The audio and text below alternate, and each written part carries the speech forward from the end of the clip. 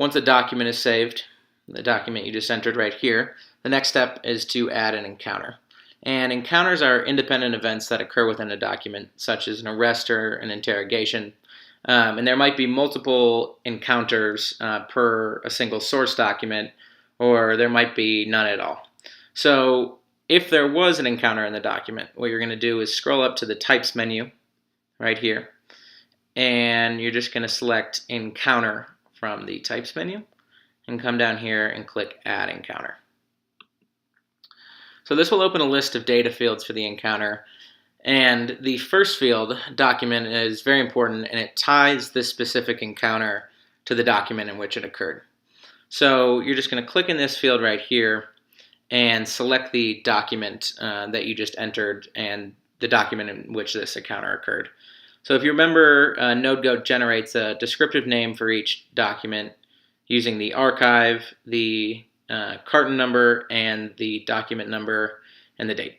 So you're probably going to see it appear right here, but if you don't, you can always do a keyword search for the document you just entered.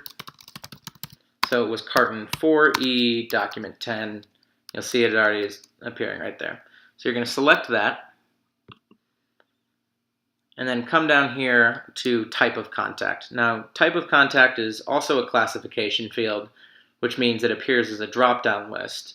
And you're going to select all the types of contact that occurred in this single encounter. So it was an arrest, so we added that. And let's say there was also entrapment. So it's not on this list, so we're going to click New, Add Entrapment, and hit Save Type of Contact. Now again, if you make an incorrect selection, you can always remove it by clicking the negative symbol right there. So, adding person fields to the encounter. You'll see there are person 1, 2 fields. There are only 2, but we can add as many as deemed necessary in the final version of the database. So these fields are known as type fields, which allows the inputter to add an individual and all information about that person during the process of adding an encounter. And although these fields are given numbers, person 1 and 2, it doesn't mean that they differ in any way at all. The numbers are used for organizational purposes, which you will see later in this video.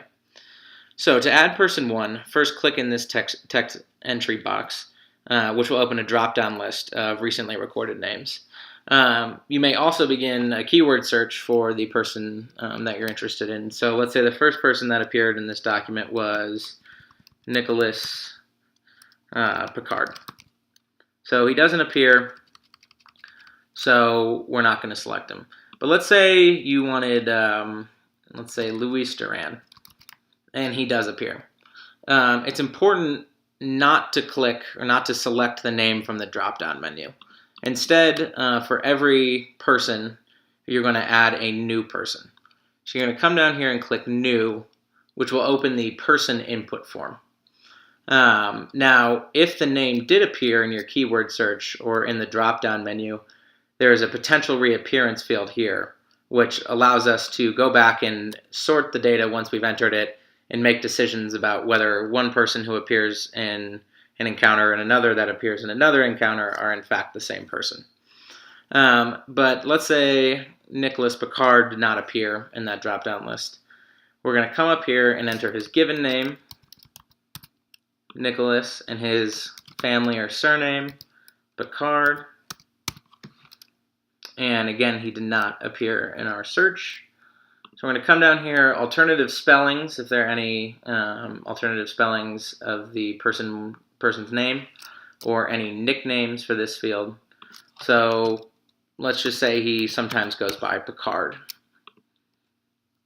Now, role, again, is a classification field, which allows us to sort out people contacted or suspected sodomites from other people like mothers, fathers, employers. So this person was a suspected sodomite, so we're going